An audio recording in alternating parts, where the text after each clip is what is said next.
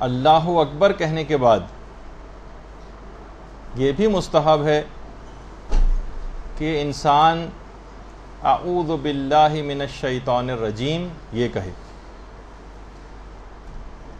مجتہدین یہ فرماتے ہیں کہ یہ جو اعوذ باللہ من الشیطان الرجیم ہے یہ صرف پہلی رکعت میں الحمد کو شروع کرنے سے پہلے پڑھا جائے، یہ مستحب ہے، اس کو استعاذہ کہا جاتا ہے۔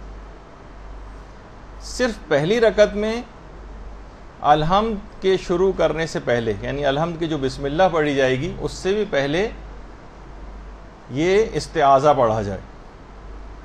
اور اس کے علاوہ جو اور رکعتیں ہیں جس میں سورہ الحمد پڑھی جاتی ہے اس میں بہتر ہے کہ استعاذہ کو ترک کیا جائے۔ دیکھیے ذرا غور سے اس بات کو سمجھنا پڑے گا۔ پہلی رکعت میں الحمد سے پہلے تو پڑھنا مستحب ہے، لیکن بعد کے جتنے بھی سورے ہیں اور بعد کی جو رکعات ہیں ان کی جو الحمد ہے ان میں بہتر ہے کہ اس کو ترک کریں۔ پھر ایک سوال یہ بھی ہے اور آغا سیستانی سے بھی پوچھا گیا کہ یہ جو ہم پناہ طلبی کرتے ہیں اعوذ باللہ من الشیطان الرجیم، اللہ کی پناہ میں جاتے ہیں شیطان لعین و مردود و رجیم سے، کیا یہ فقط خدا ہی سے مخصوص ہے یا مثلا ہم ائمہ معصومین سے بھی استعاذہ اور پناہ طلبی کر سکتے ہیں؟ تو آغا سیستانی کا یہی جواب ہے کہ لا استعاذہ الا باللہ، اللہ کے علاوہ کسی سے پناہ طلبی نہیں کی جا سکتی، البتہ ائمہ سے توسل کر کے اور خدا کے اذن سے بلاؤں اور شیاطین کو خود سے دور کیا جا سکتا ہے۔ اصلاً پناہ طلبی پروردگار عالم ہی سے کی جائے گی۔ اچھا، پھر ایک سوال یہ ہوتا ہے کہ آخر بسم اللہ سے پہلے یعنی تسمیہ سے پہلے استعاذہ کیوں ہے؟ اعوذ باللہ من الشیطان الرجیم ہم کیوں کہیں بسم اللہ سے پہلے؟ تو علماء یہ بیان فرماتے ہیں کہ استعاذہ یعنی یہی اعوذ باللہ ہے، اس کی مثال صابن کی سی ہے، اور جس طریقے سے میل کچیل وغیرہ کو دور کیا جاتا ہے جسم سے صابن لگا کر، اسی طریقے سے منہ ہمارا نامشروع باتوں کی وجہ سے گناہ گار ہو جاتا ہے اور آلودہ ہو جاتا ہے، اور اب ہماری زبان پر ذکر خدا آنا ہے، تو اس گندگی کو زبان کی دور کرنے کے لیے ضروری ہے کہ جو ہے استعاذہ پڑھا جائے، یعنی زبان کے گناہوں سے جو زبان کے گناہوں کی وجہ سے جو زبان ہماری نجس ہو گئی اس کو پہلے اعوذ باللہ کے ذریعے اپنے منہ کو اور اپنی زبان کو پاک کیا جائے تاکہ یہ تلاوت قرآن کے قابل ہو سکے۔ اچھا، اب استعاذہ جو ہے اس کے اصل میں دو ارکان ہیں،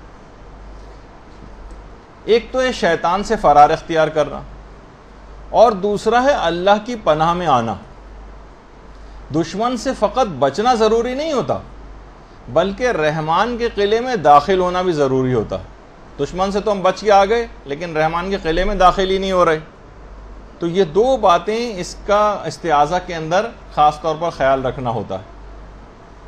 اور نماز میں دیکھیے اس کا حکم یوں بھی ہے کہ یہ جو شیطان ملعون ہے یہ سب سے پہلے تو یہ بات چاہتا ہے کہ آپ نماز ہی نہ پڑھیں، کہ ہر صورت میں کوشش کرے گا، اپنی تمام ہمتوں کو بروئے کار لائے گا اور کوشش کرے گا کہ آپ نماز ہی نہ پڑھ سکیں، اور اگر آپ کو توفیق نماز مل گئی تو اب اس کی پوری کوشش یہ ہوتی کہ آپ کی نماز کے ثواب کو ضائع کرے، آپ کو جہالت میں مبتلا کر کے آپ کی نماز کو باطل کروا دے۔ نماز کے مسئلوں کی طرف سے کتنے لوگوں کی طبیعت گھبراتی، مسائل نماز کہیں بیان ہو رہا ہوں لوگوں کو فوراً جمائیاں آنے لگتی ہیں، لوگ سوچتے ہیں بہت بوریت ہو رہی ہے اس کے اندر، بہت وقت ضائع ہو رہا ہے۔ یہ شیطان کی طرف سے ہوتا، وہی چاہتا ہے کہ آپ مسائل نماز کو صحیح طور پر سمجھ نہ پائیں اور نماز میں غلطی کریں اور وہ آپ کی نماز کو باطل کروا دے۔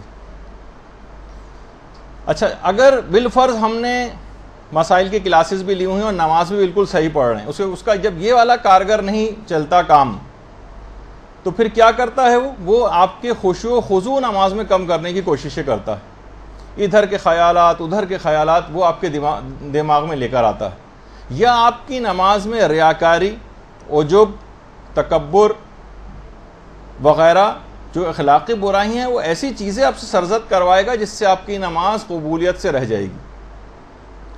یا تو نماز کو باطل کروا دے گا یا آپ کی نماز کے ثواب کو ختم کروا دے گا. اور جب آپ نے نماز بھی خیریت سے گزار لی یہ تب بھی پیچھا نہیں چھوڑے گا. پھر یہ کیا کرے گا, ایسے اعمال کو سرزد کروائے گا نماز کے بعد جس سے آپ کی پچھلی پڑھی گئی نماز کا ثواب زائل ہو جائے.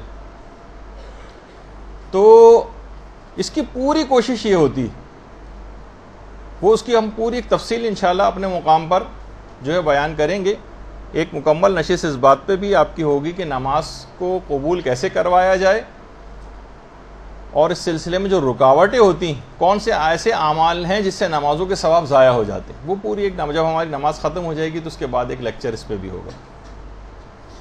ایک بار بھی اگر آپ نے خلوص سے یہ پڑھ لیا اعوذ باللہ من الشیطان الرجیم, جس کو استعاذہ کہا جاتا ہے, تو پروردگار عالم آپ کے اور شیطان کے درمیان 70 ایسی رکاوٹیں حائل کر دے گا. روایات میں یہ بات آئی ہے 70 ایسی رکاوٹیں حائل کرے گا کہ ایک رکاوٹ سے دوسری رکاوٹ کے درمیان زمین و آسمان کے برابر مسافت ہے. اتنا دور آپ سے شیطان کو کر دے گا. بلکہ اگر آپ روزانہ اعوذ باللہ من الشیطان الرجیم پڑھتی رہیں کم سے کم 10 مرتبہ روزانہ, تو پروردگار عالم ایک فرشتے کو موکل کرے گا. اگر آپ یہ کام صبح ہی کو کر لیا کریں, اعوذ باللہ جو ہے 10 مرتبہ روزانہ اگر آپ صبح کے وقت پڑھ لیا کریں, تو پروردگار عالم ایک فرشتے کو موکل کر دے گا جو مسلسل شیطان کو آپ کے پاس سے بھگاتا رہے گا پورے دن. بہت اہم بات ہے. خود یہ ساری چیزیں روایات کے اندر بیان ہوئیں. پیغمبر اسلام کی حدیث ہے جو میں نے ابھی آپ کے سامنے پیش کی ہے. درود بھیجیے محمد اللہم صلی علی محمد وعلی محمد. بلکہ ایک دفعہ پیغمبر اسلام نے 2 افراد کو آپس میں لڑتے دیکھ لیا جو ایک دوسرے کو لڑ بھی رہے تھے اور خوب برا بھلا بھی کہہ رہے تھے. پیغمبر اسلام نے فرمایا کہ اگر ان میں سے ایک شخص بھی استعاذہ پڑھ لیتا اعوذ باللہ من الشیطان الرجیم, تو ان پر شیطان یہ حالت طاری نہیں کر سکتا تھا. یعنی کبھی بھی گھر میں بھی کبھی ایسا کوئی لڑائی جھگڑا ہو جائے, یا آپ کی کسی سے بحث و تخمیس اور تڑاخ اور جو ہے وہ اختلاف ایسا ہو جائے کہ جس میں منہ ماری وغیرہ ہونے لگتی ہے اور جھگڑا بڑھنے لگتا ہے, تو ان فریقین میں سے اگر کوئی بھی ایک شخص اس وقت اعوذ باللہ من الشیطان الرجیم پڑھ لے تو شیطان کا وہ لڑائی والا کارگر جو وار ہے وہ نہیں کر سکے گا. تو بہرحال دن کا آغاز اسی اعوذ باللہ سے کریں, اور صبح کے وقت 3 مرتبہ استعاذہ پڑھنے کے بعد روایتوں میں یہ بات آئی ہے کہ اگر سورہ حشر کی 3 آیتیں پڑھ لی جائیں, هو اللہ الذی لا الہ الا ہوا سے جو شروع ہوتی ہے, سورہ حشر کی آخری 3 آیتیں, اتنا وقت نہیں کہ ان کو پڑھا جائے, آپ یہ لکھ لیں کہ 3 مرتبہ اعوذ باللہ من الشیطان الرجیم پڑھنے کے بعد اگر سورہ حشر کی آخری 3 آیتیں پڑھ لی جائیں تو 70,000 فرشتے پروردگار اسی وقت موکل کرتا ہے جو صبح سے شام تک اس پر مسلسل درود پڑھتے ہیں, اور اگر وہ اس پورے دن اور رات کے درمیان مر گیا تو اس کو ثواب شہید بھی دیا جاتا ہے. اللہم صلی علی محمد وعلی محمد.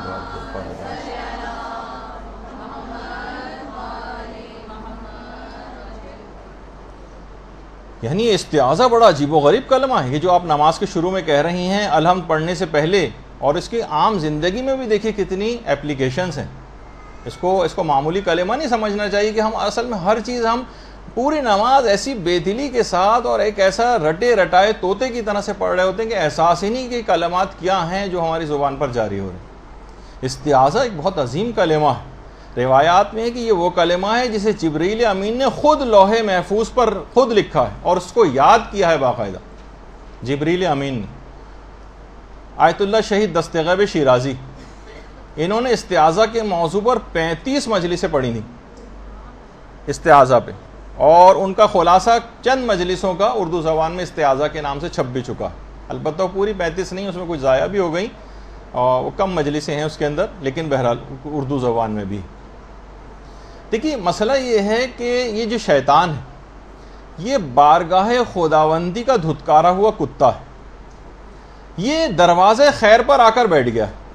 جس طریقے سے اگر کسی گھر کے دروازے پر آ کر کتا بیٹھ جائے تو ہر آنے جانے جو شخص ہوتا ہے آنے جانے والا اس کے اوپر بھونکتا.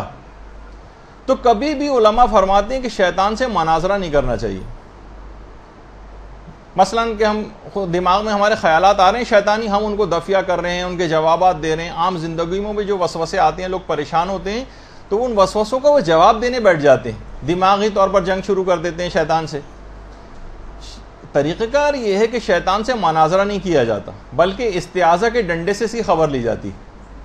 اس سے بحث اور مناظرہ کرنا منع ہے. یہی وجہ ہے کہ بہت سارے احمقوں کی کتابوں کا علماء جواب نہیں دیتے، مناظرہ نہیں کرتے ان سے.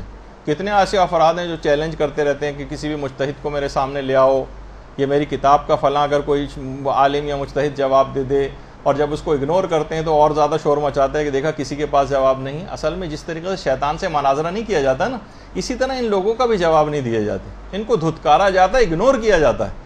ورنہ ان کے جوابات دینے سے اور مشہور ہوتے ہیں. یہ اصل میں کمپنی کی مشہوری اپنا منجن بیچنے کے لیے اس قسم کی حرکتیں کرتے ہیں. تو بہرحال اتنے لوور لیول پر علماء اور مراجع کا آ کر جوابات دینے ان کی شان کے بھی خلاف ہے. تو پروردگار عالم کی سنت پہ عمل کرتے ہیں. اصل میں یہ طریقہ پروردگار عالم کا ہے کہ اس نے بھی شیطان سے مناظرہ نہیں کیا تھا. شیطان نے کہا تھا نا کہ آدم کو مٹی سے پیدا کیا گیا اور مجھے آگ سے پیدا کیا گیا، اور آگ جو ہے وہ مٹی سے افضل ہوتی ہے، لہٰذا میں اس کو سجدہ نہیں کروں گا. تو پروردگار چاہتا تو اس وقت کتنے ہی مناظرہ کر کے اور دلائل کے انبار لگا سکتا تھا کہ مٹی کتنے معنوں میں آگ سے افضل ہے، جس میں سے ایک یہی ہے کہ آگ کے اوپر اگر مٹی ڈال دی جائے تو آگ بجھ بھی جاتی. لیکن کیا کہا پروردگار عالم نے؟ صرف ایک جملہ کہا، قَالَ فَخْرُجْ مِنْهَا فَإِنَّكَ رَجِيمٌ، نکل جا ہماری بارگاہ سے، تو مردود. بس صرف یہ کہا، کوئی بھی مناظرے بازی اس کے ساتھ نہیں کی. صرف اس کو دھتکار دیں آپ بھی اعوذ باللہ من الشیطان الرجیم کہہ کے، بس. پھر آپ نہ اس کے کوئی وسوسوں کا جواب دیں نہ کسی اور چیز کا. اور دیکھیے ہر نماز کے میں جو پہلی الحمد جو پڑھی جاتی اور ہر دفعہ جو خاص طور پر تلاوت قرآن کی جاتی، اس میں بہت تاکید ہے کہ جس وقت بھی آپ تلاوت قرآن شروع کریں، اور نماز میں بھی تلاوت قرآن ہی شروع ہونے والی ہوتی کیونکہ اس کے بعد آپ کو الحمد پڑھنا، تو بہت اس وجہ سے تاکید آئی ہے کہ اعوذ باللہ من الشیطان الرجیم پڑھ کر اور اپنی نماز کو جو ہے وہ شروع کیا جائے. دیکھیے ایک آپ نے آیت سنی ہوگی کہ لا یمسہ الا المطہرون، کہ اس قرآن کو کوئی چھو نہیں سکتا جب تک کہ وہ طاہر اور پاک و پاکیزہ نہ ہو. اس کے بہت سارے ائمہ معصومین پہ بھی اطلاق ہوتا ہے کچھ تفاسیر کے اندر، لیکن علماء فرماتے ہیں کئی معنی اور مفاہیم میں ایک مفہوم یہ بھی ہے کہ دیکھیے اس قرآن کا درست طور پر سمجھنا اور اس کے مفاہیم کو درک کرنا، یہ تمام معارف وہی حاصل کر سکتا ہے زیادہ اچھے طور پر جو اخلاقی برائیوں سے پاک اور منزہ ہو، کیونکہ یہ تمام اخلاقی برائیاں اور یہ گناہ جو ہیں حقائق اور معارف کے اوپر پردہ ڈال دیتے ہیں. تو جب بھی آپ کو حکم ہے کہ پہلے آپ اعوذ باللہ من الشیطان الرجیم کہہ کے اپنے آپ کو پاک و پاکیزہ کریں اور اس کے بعد پھر قرآن پڑھنا شروع کریں. قرآن کو اس کے یہ معنی نہیں کہ اس کو کوئی چھو نہیں سکتا. تو مثلا ہم کہیں کہ بہت سے علماء نے اس سے یہ بھی استدلال کے طور پر پیش کیا کہ کسی کافر کو نہیں دیا جا سکتا قرآن، لیکن وہ اب ہم اس فقہی مسئلے کے اندر نہیں جا رہے، وہ اس کی توہین اگر ہوتی ہو تو نہیں دیا جا سکتا موجودہ مجتہدین کا جو نظریہ ہے. لیکن بہرحال ایک اس کے بہت سارے مفاہیم میں ایک یہ بھی ہے کہ ہم اپنے گناہوں کے باعث بہت سارے معارف سے رہ جاتے ہیں قرآن کے جو ہم درک نہیں کر پاتے. تو پہلے اعوذ باللہ پڑھ لیا جائے تاکہ پھر مفاہیم قرآن کو درک کرنے میں آسانی ہو جائے اور پاک و پاکیزگی ہمیں نصیب ہو جائے. اچھا، اسی طرح سے خود قرآن کی آیت بھی ہے کہ آپ نے ابھی سنا نا کہ جس وقت نماز میں بھی جب تلاوت قرآن کر رہے ہوتے ہیں، الحمد پڑھ رہے ہوتے ہیں، تو اس کا آغاز الحمد سے پہلے اس وجہ سے بھی ہے کہ جو اب آپ آیات تلاوت کریں گے ان سے بھرپور آپ استفادہ کر سکیں، وہ آپ کی روح کے اندر اتر جائیں اور سارے ثواب اور فضائل آپ کو دلوا دیں. اور یہی وجہ ہے کہ سورہ نحل کی آیت نمبر 98 میں کہ فَإِذَا قَرَأْتِ الْقُرْآنَ فَاسْتَعِذْ بِاللَّهِ مِنَ الشَّيْطَانِ الرَّجِيمِ، کہ جب تم قرآن کی تلاوت شروع کرو تو شیطان مردود سے خدا کی پناہ طلب کرو. یہی وجہ ہے کہ الحمد سے پہلے، ابھی تلاوت قرآن شروع ہونے والی، تو اب آپ کو الحمد سے پہلے اعوذ باللہ من الشیطان الرجیم پڑھنا. اور یہی وجہ ہے کہ سفینۃ البحار میں باقاعدہ ہمارے چھٹے امام جعفر صادق علیہ الصلوۃ والسلام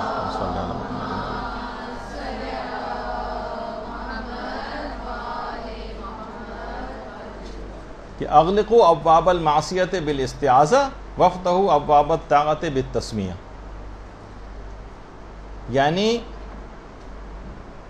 گناہوں کے ابواب کو، ان کے دروازوں کو بند کر دو استعاذہ کہہ کر، اعوذ باللہ پڑھ کر، اور اطاعت کے دروازوں کو کھولو تسمیہ کہہ کر، یعنی بسم اللہ پڑھ کر. اور یہ تمام چیزیں انتہائی اہم ہیں، کیونکہ اس کے بغیر بہت مشکل ہے کہ شیطان نے مردود سے پناہ لیے بغیر اپنی نماز کو اس کی دست برد سے محفوظ رکھا جا سکے.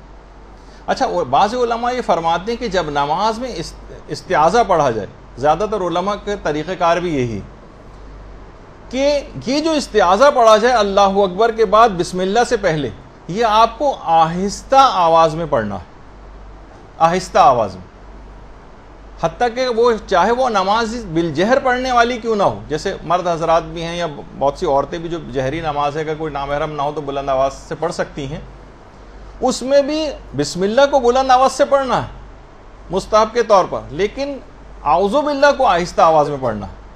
یہ عام طور پہ لوگوں کو سمجھ میں نہیں آتا، تو ہم آپ کو اس کا ایک کلپ دکھا دیتے ہیں.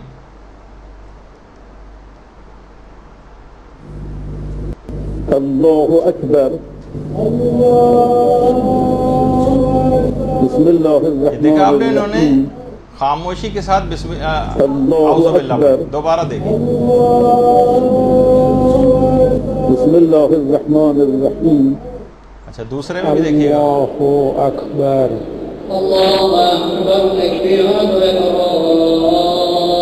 یہ دیکھیے پڑھا ہے. بسم اللہ الرحمن الرحیم. استغفر اللہ ربی واتوب الیہ.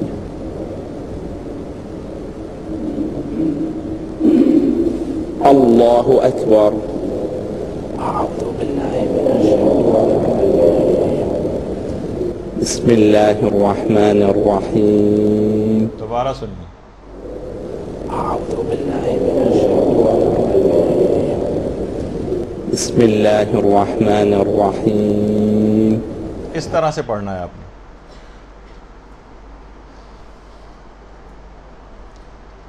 تو وجہ اس کی یہی بتائی گئی کہ آہستہ سے کیوں پڑھا جاتا ہے اس کو. علماء نے کہا کہ اصل میں پناہ طلبی اس شخص کی مانند ہوتی ہے پناہ کہ جو کہ موقع سے فرار اختیار کر رہا ہو اور خود کو پوشیدہ رکھنا چاہتا ہو.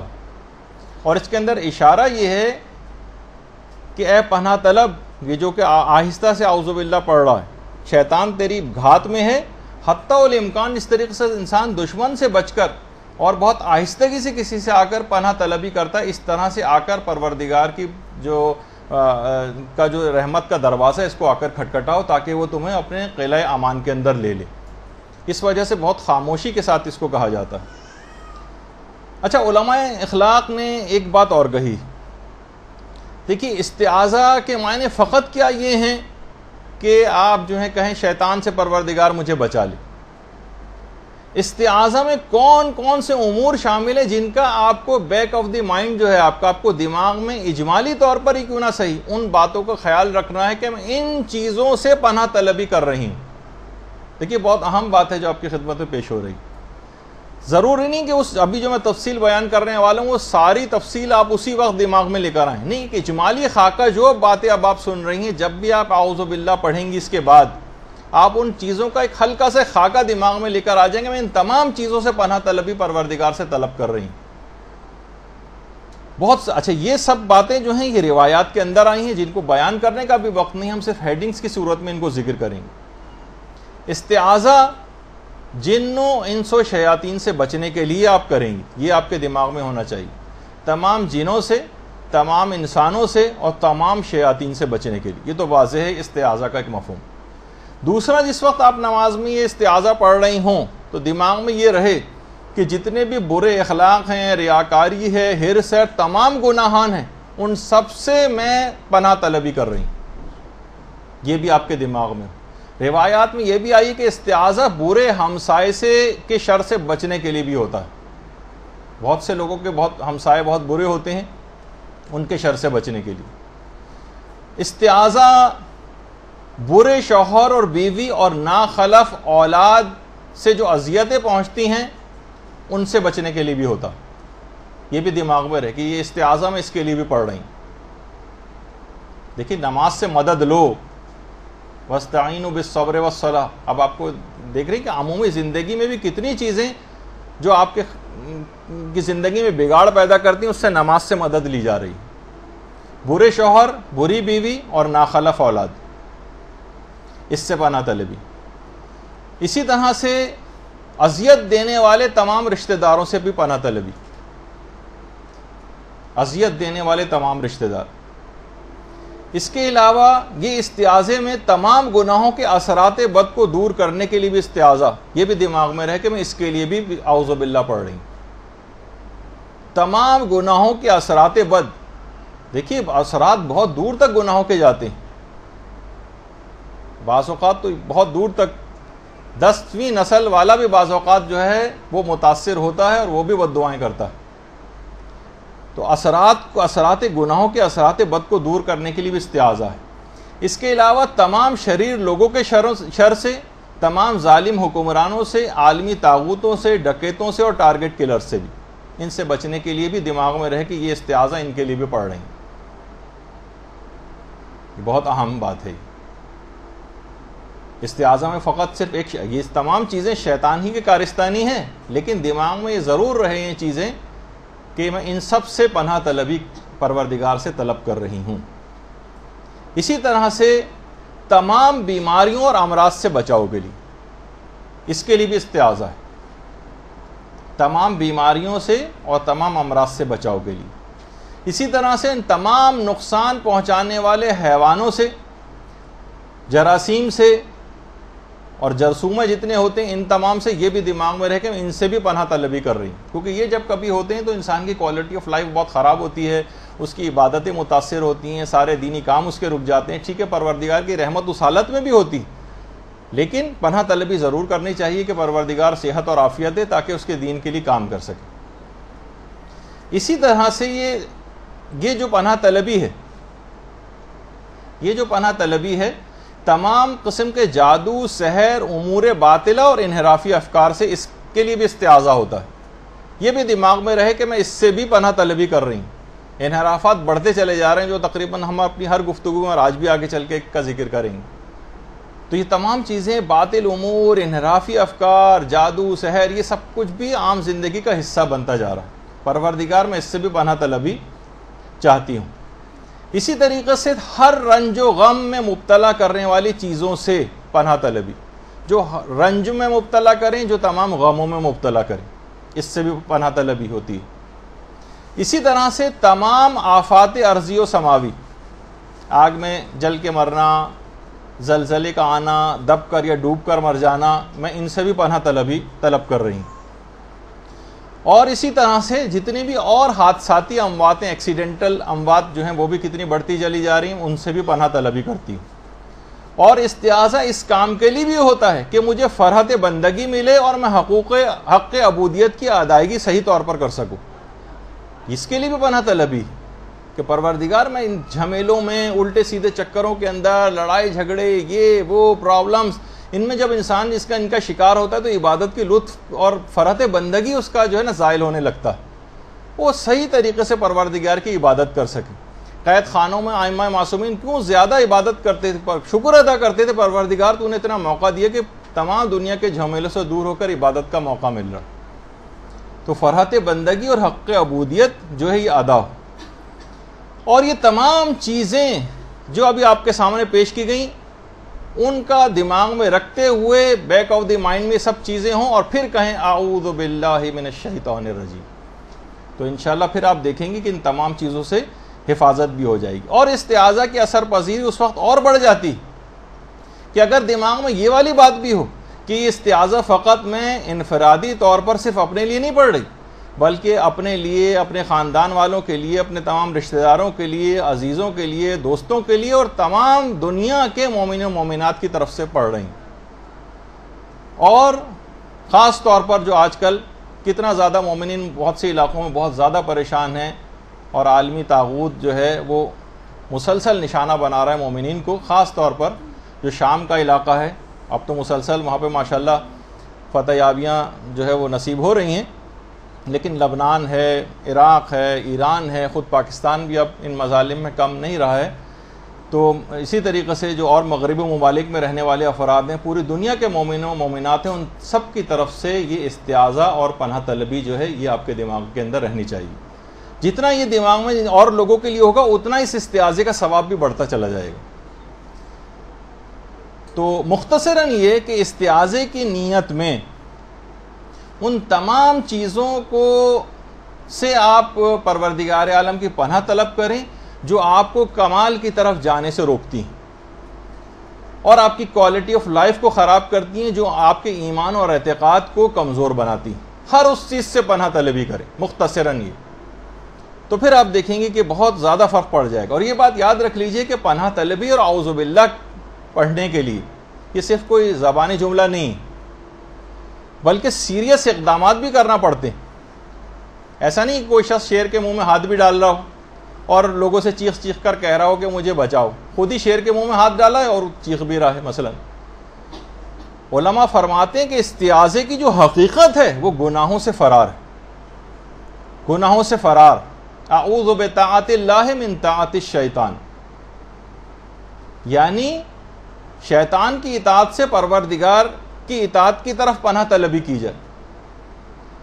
تو بہرحال پوری کوشش ہونی چاہیے گناہوں سے اپنے آپ کو بچانے کی، صرف یہ زبانی طور پہ نہ بس اعوذ باللہ من الشیطان الرجیم کا ادھر نماز ختم کی اور گناہوں میں پھر مصروف ہو گئے، یہ استعاذہ کی حقیقت کے خلاف ہو جائے گا۔ دیکھیے اتنی آسانی کے ساتھ شیطان رخصت ہونے والا بھی نہیں۔ بھوکا اگر کتا اور سامنے مرغن غذا کا ٹفن کھول کے آپ بیٹھی ہوئی ہیں اس کے سامنے، آپ کا کیا خیال ہے آپ کے ہلکے سے ہوش کرنے سے بھاگ جائے گا؟ نہیں بھاگے گا۔ 10 ڈنڈے کھانے کے بعد بھی خاموشی سے تاک میں لگا رہے گا کہ ادھر آپ کی آنکھ بچے اور ادھر آپ کے پلیٹ سے بوٹی لے اڑے۔ یہ پوری شیطان، یعنی یہی طریقہ کار شیطان کا جو کتے کا ہوتا ہے۔ تو ذرا سا بھی اگر آپ غافل ہوئیں، استعاذہ کے اندر غفلت کا جو ہے نا وہ مہلک ثابت ہوتی، اور استعاذہ ہمیشہ قولی کے ساتھ فعلی بھی ہونا چاہیے۔ یہ تو قولی تو ہو گیا، آپ نے اعوذ باللہ من الشیطان الرجیم پڑھ لیا، فعلی استعاذہ بھی ہونا چاہیے۔ کس طریقے سے؟ جس طریقے سے حضرت یوسف نے فعلی استعاذہ کیا تھا، خالی زبان کی حد تک نہیں کہا تھا، بس جب اس نے دروازے بند کر دیے تھے، غلقت الابواب جسے قرآن نے کہا، تو انہوں نے پروردگار کی پناہ مانگی، قال معاذ اللہ، پروردگار سے پناہ طلبی کی، یعنی پھر اس کے بعد عملی، یہ تو زبان سے استعاذہ ہوا، عملی استعاذہ کیا ہوا؟ بھاگے، وہاں سے بھاگے تو پروردگار کی مدد آئی اور اس کے بعد دروازے کھلتے چلے گئے۔ حضرت یوسف کا یہ قدم جو ہے یہ استعاذہ فعلی تھا، صرف قول کی حد تک محدود نہیں رہے، گناہ سے بچ کر بھاگے بھی۔ تو یہ تمام چیزیں ایسی ہیں کہ جو خاص طور پر جن کا بہت زیادہ خیال رکھنا چاہیے۔ اور جب بھی کبھی استعاذے کے مواقع آ جائیں، حرام اور گناہ کے مواقع آ جائیں، تو الفاظ کون سے ہونے چاہیے استعاذے کے لیے؟ یہ تو بہت آرام سے آپ کو یاد بھی ہر شخص کو، اعوذ باللہ من الشیطان الرجیم۔ کچھ اور الفاظ استعاذہ بھی پڑھے جا سکتے ہیں، مثلا اعوذ باللہ السمیع العلیم من الشیطان الرجیم، یہ بھی مشہور ہے۔ اسی طریقے سے اعوذ باللہ من الشیطان الرجیم ان اللہ هو السمیع العلیم، یہ بھی پڑھا جا سکتا ہے۔ اسی طرح سے نستعیذ باللہ من الشیطان الرجیم، یہ بھی پڑھا جا سکتا ہے۔ یعنی کوئی سا بھی استعاذہ آپ کو زبانی طور پر جو بھی یاد ہو، اور اعوذ باللہ من الشیطان الرجیم تو بہت ہی آسان ہے، تو وہ آپ کو سب کو یاد بھی ہے۔ جب بھی کبھی ایسا موقع آ جائے، بس صدقہ نیت سے ایک دفعہ ایسا کہیے، پھر آپ دیکھیے کہ شیطان وہاں سے کیسے فرار اختیار کرتا۔ الفاظ کوئی بھی ہوں، البتہ یہ ضرور ہے کیونکہ آپ نماز پڑھ رہی ہیں، اس میں قرات کی بڑی اہمیت ہوتی، تو آپ کو صحیح عربی میں اعوذ باللہ پڑھنا چاہیے، جس طرح ہم عام طور پہ پڑھتے ہیں نا، اردو میں جو پڑھتے ہیں اعوذ باللہ من الشیطان الرجیم، یہ نہیں ہو۔ اس میں نہ الف کا پتہ چلا، نہ عین کا پتہ چلا، نہ اس کے اندر جو زال آ رہا ہے اس کا پتہ چلا، نہ توئے کا پتہ چلا جو شیطان میں آ رہا ہے، رجیم میں یہ آتا ہے پورا، اس کو یہ نہیں پڑھا جاتا. تو اب ہم آپ کو اس کو آپ غور سے سنیے گا کہ کس طریقے سے اس کو پڑھنا چاہیے. أعوذ بالله من الشيطان الرجيم. أعوذ بالله من الشيطان الرجيم. أعوذ بالله من الشيطان الرجيم. أعوذ بالله من الشيطان الرجيم. أعوذ بالله من الشيطان الرجيم. اچھا، اس کے اندر آپ اس کو خاص طور پر الف، عین، پھر اس کے بعد توئے، ان سب کو اور زال، اس سب کو آپ نا مد نظر رکھیں کہ کیسے آواز نکالی جا رہی ہے، ورنہ اگر قرات صحیح نہیں ہے تو اس کا ثواب نہیں ملے گا. پھر أعوذ بالله من الشيطان الرجيم. أعوذ بالله من الشيطان الرجيم. اچھا، رجیم عام تو اعوذ باللہ من الشیطان الرجیم یعنی ایک زیر لگا دیتے ہیں اور یہ بالکل غائب کر دیتے ہیں، یہ نہیں ہونا چاہیے. أعوذ بالله من الشيطان الرجيم. أعوذ بالله من الشيطان الرجيم. أعوذ بالله من الشيطان الرجيم. أعوذ بالله من الشيطان الرجيم.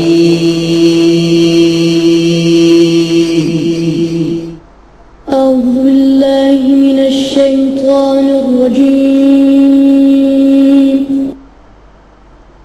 تو اس کو آپ کو خود بھی گھر پہ جا کے بھی پریکٹس کرنا ہے. اور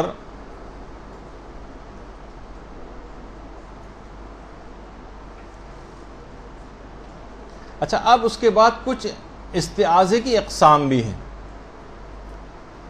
ایک تو استعاذے کی یہی ایک قسم ہے جس کو استعاذہ قولی کہا جاتا ہے. اعوذ باللہ من الشیطان الرجیم جیسے ابھی آپ نے سنا، بہت سارے آپ نے اور چیزیں بھی سنی، یا مثلا کچھ اور جیسے اعوذ باللہ القوی من الشیطان الغوی، یہ بھی بہت بہترین الفاظ میں ایک استعاذہ ہے. علماء نے اس کی بھی تاکید کی ہے کہ اس کو بھی پڑھ سکتے ہیں عام عمومی زندگی میں. نماز میں تو اعوذ باللہ من الشیطان الرجیم کی حد تک ہی پڑھیے، لیکن عمومی زندگی میں بھی پڑھ سکتے ہیں کہ میں طاقتور خدا کی پناہ میں جاتی ہوں اغوا کرنے والے شیطان سے، جس کا ترجمہ یہ ہے. اچھا، یہ تو قولی ہو گیا. ایک فعلی بھی ہوتا ہے جو تمام خواہشات نفس اور افکار شیطانی سے فرار اختیار کیا جاتا ہے، جیسے ابھی حضرت یوسف کی مثال دی. اور اسی طرح سے علماء کہتے ہیں کہ استعاذہ فعلی کی ایک مثال حضرت حر کا آخری لمحات میں سپاہ یزید سے سپاہ ایمان کی طرف فرار. اللہم صلی علی محمد و علی محمد.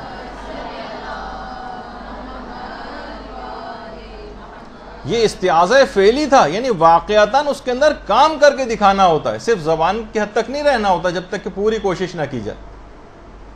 یہ استعاذہ فعلی. اسی طریقے سے دیکھیے استعاذہ چاہنے والوں کی بھی کچھ اقسام، تاکہ اسی سے فائدہ اٹھا کر ہم کیونکہ بہترین نماز کیسے پڑھیں تاکہ پتہ تو چلے کہ صرف لفظ کی حد تک نہ رہ جائیں. جو استعاذہ خدا سے پناہ طلبی کر رہے ہوتے ہیں ان کی کئی اقسام. ایک تو ہمارے جیسا عام افراد ہیں جن کی راہ میں شیطان بیٹھا ہوا ہے اور یہ مسلسل اپنے جو گناہ ہیں ان سے اور جو وسوسے ہیں ان سے پناہ طلبی کرتے ہیں پروردگار کی بارگاہ میں. تمام گناہوں سے اور وسوسوں سے ہر وقت شیطان ان کو بہکاتا رہتا ہے، یہ بہکتے رہتے ہیں. یہ عام لوگوں کا استعاذہ جو ہمارے جیسے لوگ ہیں، ان کے پاس نہ کوئی ہتھیار ہوتا ہے ان سے مقابلے کا، نہ کچھ ہوتا ہے، صرف الفاظ ہوتے ہیں اور تھوڑی سی کوشش ہوتی ہے، باقی شیطان ان کو آرام سے بہکا سکتا ہے. ان کو بہت زیادہ ضرورت ہوتی ہے کہ مسلسل پر اللہ کی پناہ طلب کرتے رہیں. یہ عام لوگوں کا استعاذہ ہے. اچھا، کچھ علماء، خواص اور اولیاء خدا کا استعاذہ ہوتا ہے، جن کے یہ وہ افراد ہوتے ہیں علماء، صالحین، خواص کہ جن کے پاس شیطان سے مقابلے کے ہتھیار موجود ہوتے ہیں. یہ پوری زندگی کی تقوی اور پرہیزگاری اور مشقتیں اور ریاضتیں کر کے اپنے پاس ایسے ہتھیار رکھ لیتے ہیں کہ شیطان ان کے اوپر اثر انداز نہیں ہو سکتا. اور اس کے لیے بہت مشکلات ہوتی ہیں، تو ان کے پاس ہتھیار ہوتے ہیں، ان کا استعاذہ تھوڑا سا الگ نوعیت کا ہوتا ہے، اور یہ خود بھی ان ہتھیاروں سے شیطان کا مقابلہ کر کے اس سے خلاصی کر لیتے ہیں۔ اچھا، ایک دماغ میں سوال ابھرتا ہے کہ معصومین علیہ السلام کے استعاذے کے کیا معنی؟ ان کے اوپر تو دیکھیے شیطان کو ان کے اوپر کوئی قدرت حاصل نہیں، تو پھر ان کا استعاذہ کیوں؟ یہ کس بات سے پناہ طلب کرتے ہیں؟ کہ دیکھیے شیطان تو ان افراد کے متعلق پہلے سے کہہ چکا ہے، قال فبعزتک لاغوینہم اجمعین الا عبادک منہم المخلصین، کہ تیری عزت و جلال کی قسم میں ہر شخص کو گمراہ کروں گا سوائے تیرے ان مخلص بندوں کے۔ اس کا مطلب ہے کہ وہ تو پہلے سے ہی اعتراف شکست کر چکا ہے، تو پھر یہ افراد کیوں آخر پناہ طلبی پروردگار سے طلب کرتے ہیں شیطان کے مقابلے میں؟ اس سے کیا ان کی مراد ہوتی؟ دیکھیں علماء بھائی یہ بیان فرماتے ہیں کہ یہ معصومین علیہ السلام جو ہیں، یہ ان کا استعاذہ یہ خدا کی راہ میں جلوہ حق کے مقابلے میں کسی بھی رکاوٹ کو برداشت نہیں کرتے، یہ ہر رکاوٹ کے مقابلے میں پناہ طلبی کرتے ہیں، ہر رکاوٹ کے مقابلے میں۔ ان کو دیکھیں شیطان سے کوئی خطرہ نہیں ہے، نہ ان کو اپنے نفس سے کوئی خطرہ ہے، بلکہ یہ جلوہ حق کے مقابلے میں رکاوٹوں کو برداشت نہیں کرتے۔ دنیاوی جتنے بھی امور ہیں نا، یہ ان کی جیسے مومنین کے دکھ ہیں، ان کی پریشانیاں ہیں، ظالموں کے مکر و فریب اور ہیلے ہیں، اور دنیاوی مصروفیات ہیں، ان میں سے یہ ہر چیز کو جلوہ حق میں معنی سمجھتے ہیں، اور کہ ان سے بھی اگر میرا وقت بچتا، ہمارا وقت بچتا، تو یہ بھی ہم عبادت پروردگار میں لگا دیتے۔ تو اس وجہ سے ان باتوں سے یہ پناہ طلبی جو ہے وہ پروردگار کی بارگاہ میں طلب کرتی ہیں۔ اور اس کے مقابلے میں جو اہل تقویٰ ہیں، ان کا جو استعاذہ ہے وہ ڈر کر ہر وقت ان کو ڈر ہی لگا رہتا ہے کہ یہ دولت ایمان و تقویٰ جو انہوں نے بہت مشکل سے حاصل کی ہے، ہر وقت اس کو خطرہ دامن گیر رہتا ہے۔ ایک لحظے کی غفلت ہوئی اور شیطان نے آ کر اپنا کام کر دیا اور ان کے دل پر قبضہ جما لیا، تو یہ ساری کی کرائی محنت جو ہے ان کی ضائع ہو جاتی ہے۔ تو اس وجہ سے یہ بہت زیادہ پریشان ہوتے ہیں، اور ہر وقت پروردگار سے اپنے اس ایمان اور تقوی جو ریاضتوں سے حاصل کیا ہے اس کو جو ہے اس سے پناہ طلبی کرتے ہیں۔ ہر وقت ان کو پناہ طلبی کی ان علماء کو اور ان جو اہل تقوی ہیں ان کو حاجت رہتی ہے۔ اچھا، اسی طریقے سے آپ دیکھیے، اور تھوڑی سی ایک بات اور اس میں بیان کر دی جائے اور اس کے بعد ہم اگلی اس کے اوپر آ جائیں گے، کہ صرف نماز ہی نہیں بلکہ عام مواقع پر بھی اس کی بہت ضرورت ہوتی ہے۔ مثلا لباس کو پہنتے وقت بھی جو ہے استعاذے کی بڑی اہمیت ہے۔ اس کی اگر آپ لباس کو تبدیل کرتے وقت کی جو دعائیں اس کے اندر آپ دیکھ لیں، اس کے اندر بھی شیطان سے جو ہے پروردگار کی طرف پناہ طلبی کی گئی۔ کھانے پینے کی جو دعائیں ہیں اس کے اندر بھی پناہ طلبی کی گئی، حتیٰ کہ بیت الخلاء جانے کی جو دعائیں ہیں اس کے اندر بھی اگر آپ دیکھیں اس کے اندر بھی شیطان سے پناہ طلبی، حتیٰ کہ ان جگہوں کو تو چھوڑیے، مسجد میں داخلے کے وقت بھی اعوذ باللہ من الشیطان الرجیم پڑھنے کی تاکید آئی۔ یہ شیطان کمبخت یہ وہاں پر بھی پیچھا نہیں چھوڑتا ہے، اور جب بھی یہ جو آداب ہے مسجد کے، اس کے اندر ہے کہ داخلے سے پہلے استعاذہ پڑھا جائے۔ ایک عارف متقی نے کہا کہ میں نے خود دیکھا کہ مسجد کے باہر شیطان کھڑا ہوا ہے، میں اس کے پاس گیا اور اس سے کہا ملعون تو یہاں کیا کر رہا ہے؟ اس نے کہا کہ ابھی میں ایک شخص کے ساتھ اندر داخل ہونا چاہتا تھا، لیکن کیا کروں کہ وہ استعاذہ اور اعوذ باللہ من الشیطان الرجیم پڑھ کر مسجد میں داخل ہو گیا، اب میں اندر نہیں جا سکتا۔ تو صرف ان موقعوں پر ہی نہیں کہ ہم خاص ان جگہوں کے اوپر جاتے وقت بھی، مسجد میں جا رہے ہوں، بیت الخلاء جا رہے ہوں، کپڑے تبدیل کر رہے ہوں، کھانا کھا رہے ہوں، اس وقت بھی اس کی بڑی تاکید ہے۔ خاص طور پر علماء فرماتے ہیں کہ جس وقت انسان کبھی ایسی سچویشن سے دوچار ہو جائے جس میں گناہ کا احتمال ہو، مثلا حتیٰ کہ اس کے اندر یہ چیزیں بھی اب شامل ہو گئی ہیں، نامحرم سے چیٹنگ کرنا، ان کو میسیجز کرنا اور فیس بک پہ بیٹھ کے ان سے بات کرنا یا لائیو چیٹ کرنا، یہ تمام چیزیں بھی اس کے اندر آ گئیں۔ اس وقت بھی جب کبھی اس موقع کے اندر گرفتار ہو اور دوسری طرف سے اس قسم کی بات چیت کی جا رہی ہو، تو اس وقت انسان سچے دل سے پناہ طلبی کرے اور شیطان کی اس جال کو توڑ کر باہر آ جائے۔ اور اسی طریقے سے علماء فرماتے ہیں کہ دوسرا اور اہم موقع قضاوت کے وقت بھی ہے، جس وقت قاضی فیصلہ سنا رہا ہوتا ہے اس وقت بھی اعوذ باللہ پڑھنے کی بہت زیادہ تاکید ہے۔ اور تیسری اہم ترین وجہ بھی جو اس سے پہلے ذکر ہو چکی، وہ خاص طور پر جب انسان غیظ و غضب کی حالت میں ہوتا ہے۔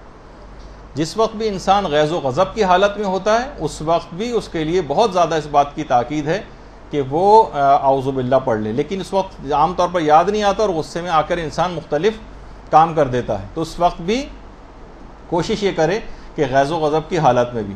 خود روایات کے اندر یہ بات آئی کہ خود شیطان نے یہ بات کہی کہ جب بھی انسان غیظ و غضب کی حالت میں ہوتا ہے تو اس کی مثال بچے کے ہاتھ میں اس گیند کی طرح سے ہو جاتی ہے. میں اس کے ساتھ ایسا سلوک کرتا ہوں جیسے بچے کے ہاتھ میں گیند، کہ جس طرح سے وہ گیند کو پھینکنا چاہتا ہے پھینک دیتا ہے. یعنی جس طرح سے میں گھمانا چاہوں اس غیظ و غضب کی حالت میں گھما سکتا ہوں، اپنے ہاتھوں میں کھیل سکتا ہے وہ شیطان کی، اگر وہ غیظ و غضب کی حالت میں. تو اس وقت خاص طور پر پھر آپ دیکھتی ہیں کہ بات صرف یہاں تک نہیں رہتی لڑائی جھگڑوں کے اندر. جب غصے میں انسان آتا ہے نا تو پھر کیا کرتا ہے؟ مار پیٹ بھی کرتا ہے.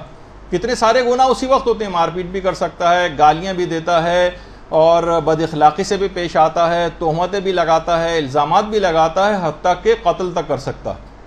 غیظ و غضب کی حالت کے اندر انسان ایسا، شیطان اس کے رگ و پے کے اندر، وہ جو بلڈ پریشر جو اس کا ریز ہوا ہوتا ہے اس کے اندر اصل میں خون کے اندر شیطان گھوم رہا ہوتا ہے جو ہر قسم کے حرام کام اس سے کروا سکتا ہے. جس طریقے سے شراب کے اندر ہوتا ہے نا کہ پھر ہر قسم کا گناہ اس سے ممکن، یہی حالت تقریباً غیظ و غضب کی بھی ہوتی ہے. تو اس موقع پہ بہت زیادہ تاکید ہے. اسی طریقے سے گھر سے باہر نکلتے وقت کی جو دعائیں ہیں ان کے اندر بھی استعاذے کی بڑی تاکید ہے. اس کے اندر ہے کہ شیطان اور اس کے قبیلے والے تمہیں اس طرح دیکھ رہے ہیں کہ تم ان کو نہیں دیکھ پاتے ہو، یعنی ان کی نگاہیں اب تم پر لگ، جیسے ہی تم گھر سے باہر نکلو گے شیاطین، جیسے کہا جاتا ہے نا کہ بازاروں کے اندر شیطان کرسی لگا کے بیٹھتا، اب جب تم گھر سے باہر نکل آئے تو اب یہ شیطان تمہارے تمام اس کے لشکر تمہیں دیکھ رہے ہیں اور تمہاری گھات میں اور تم سے طرح طرح کے گناہ کروائیں گے. تو اس موقع پر گھر سے باہر نکلتے وقت کی دعاؤں میں بھی ہے کہ استعاذہ اور پناہ طلبی کی جائے. دیکھیے جب بھی آپ کسی گھر میں جاتی ہیں اور کوئی خطرناک کتا اس گھر کے دروازے پر بیٹھا ہوتا ہے تو آپ اس کے مالک سے کہتی ہیں براہ کرم اس کو ذرا یہاں سے ہٹا دیجئے، مجھے اندر آنا ہے. تو اسی طریقے سے نماز بھی پروردگار کے دروازے پر آپ آ گئی ہیں، اب پروردگار کی راہ میں حائل یہ شیطان بیٹھا ہوا ہے کتا بن کر وہاں پر، تو آپ اسے پروردگار سے پناہ طلبی کریں، ریکویسٹ کریں پروردگار مجھے اپنی پناہ میں لے لیں اور اس کو میرے رستے سے ہٹا دیں. جب یہ آپ سے کسی لمحہ غافل نہیں ہوتا ہے، یہ ایسا دشمن ہے، تو آپ اس سے غافل کیوں ہیں؟ یہ بہت اہم بات ہے. دیکھیے جب آپ چوروں ڈکیتوں سے حفاظت کے لیے روزانہ سونے سے پہلے تمام اندر کے داخلے آپ بند کرتی ہیں، کنڈیاں لگاتی ہیں، تالے لگاتی ہیں، کیا کیا کرتی ہیں کہ کوئی جگہ کھلی نہ رہ جائے، تو آخر کس طریقے سے پھر آپ نے اس کو اتنی آسانی سے اس کے لیے بڑے بڑے دروازے کیوں کھول رکھیں؟ اس کو استعاذہ پڑھ کر آپ ہر صورت میں اندر آنے سے روکیں، اور ورنہ اگر ابھی آپ نے اس کا اقدام نہیں کیا اور مرتے وقت پتہ چلا کہ کتنا بڑا نقصان آپ اٹھا چکی ہیں، پھر کچھ نہیں ہوگا. علماء نے بڑا اچھا جملہ ایک عالم نے لکھا ہے کہ آخرت میں گئے اور پتہ چلا کہ یہ جو سجدے ہم کرتے رہے یہ سارے کے سارے شیطان کے آستانے ہی پر کرتے رہے. ایمان کے ہم زبانی دعوے تو کرتے رہے مگر اصلاً اطاعت ہم شیطان کی کرتے رہے. صرف زبان سے کہتے بھی رہے اعوذ باللہ تو کیا فائدہ، عملاً تو ہم نے اطاعت شیطانی کی تھی. وہ جو منتخب التواریخ جو ہمارے ملا ہاشم خراسانی کی بڑی مشہور کتاب ہے، استاد سید علی حائری ایک بہت بڑے عالم دین، انہوں نے خود اپنے ایک درس میں فرمایا کہ اصفہان میں ایک گاؤں تھا، وہاں ایک مریض حالت احتضار میں تھا. سید علی حائری نے یہ واقعہ سنایا. اصفہان میں باقاعدہ ایک گاؤں تھا جس کا ایک مریض حالت احتضار میں تھا. کہہ رہے ہیں میں اس کے پاس گیا اور اس کے سرہانے بیٹھ کر تلقین پڑھنا شروع کی، کیونکہ حالت احتضار میں بھی تلقین پڑھنے کی تاکید. اچھا جب مریض کو کہا گیا کہ پڑھو لا الہ الا اللہ، تو جب بھی مریض کہتا تھا لا الہ الا اللہ تو کہہ رہے ہیں بڑی حیرت انگیز بات ہم نے دیکھی کہ جب بھی وہ خدا کی وحدانیت کی گواہی دیتا تھا تو کمرے کے گوشے سے آواز آتی تھی صدقت یا عبدی، تو نے سچ کہا ہے میرے بندے. اچھا جب مریض کے منہ سے تکلیف سے یا اللہ نکلتا تھا تو کمرے کے گوشے سے آواز آنے لگتی تھی لبیک یا عبدی، اے بندے میں حاضر ہوں. عالم بڑے حیران ہوئے، پوچھا کہ اے صاحب آواز تم کون ہو؟ کہا میں ہی اس کا معبود ہوں، ساری زندگی اس نے میری ہی تو اطاعت و پیروی کی ہے، میں ہوں شیطان. جب رات دن اس نے احکامات خدا کی نافرمانی کی اور میری اطاعت کی، گانے بجانے یہ کرتا تھا، فتنہ فساد یہ کرتا تھا، غیبتیں چغلیاں یہ کرتا تھا، لڑائی جھگڑے جو ہے یہ کیا کرتا تھا، خواہشات نفس کی پیروی اس نے کی، فلمیں، فحش ڈرامے، مناظر. کوئی تو زندگی کا وقت ایسا نہ تھا جب اس نے شیطان کی اطاعت نہ کی تھی. تو انجام بھی اس کا یہی ہونا تھا. ساری زندگی عبادت یہ میری کرتا رہا تھا. اب یہ لا الہ الا اللہ کہہ بھی رہا ہے تو یہ میرے لیے ہی کہہ رہا ہے، یہ اس اللہ کے لیے نہیں کہہ رہا ہے. تو دیکھیے یہ وقت اگر نکل گیا اور ہم نے اس استعاذہ کو کام میں نہیں لائے، اس نماز کو استعمال اس سلسلے میں نہیں کیا، اپنے آپ کو گناہوں سے نہیں بچایا، یہ نماز اس قابل نہیں بن سکی کہ ہم کو ان تمام گناہوں سے بچا سکے، تو وقت کبھی خدا نہ خواستہ اس طرح کا آ گیا جو ابھی آپ نے واقعہ سنا کہ پوری زندگی تو شیطان کی اطاعت میں لگائی تھی، آخری وقت میں صرف ایک جملہ پڑھ کے کیسے جنت حاصل کر لیں گے. تو یہ بہت اس بات کی اہمیت ہے اس موقع پر. یعنی اگر حالت نظام میں احتضار میں آنکھوں سے پردہ اٹھ بھی گیا تو اس وقت کا کیا حاصل ہوگا، توبہ کی بھی بعض اوقات گنجائش نہیں ہوتی. تو دل و جان سے گناہوں کے خلاف ڈٹ جانا یہ حقیقت استعاذہ ہے. اسے آپ پڑھیے اور اچھی طریقے سے تمام چیزوں کا مفہوم دماغ میں رکھتے ہوئے اعوذ باللہ من الشیطان الرجیم پڑھنے کے بعد پھر اس کے بعد الحمد کی بسم اللہ الرحمن الرحیم اس کی طرف آ جائیے. برحمتك يا أرحم الراحمين وصلى الله على محمد وآله الطاهرين.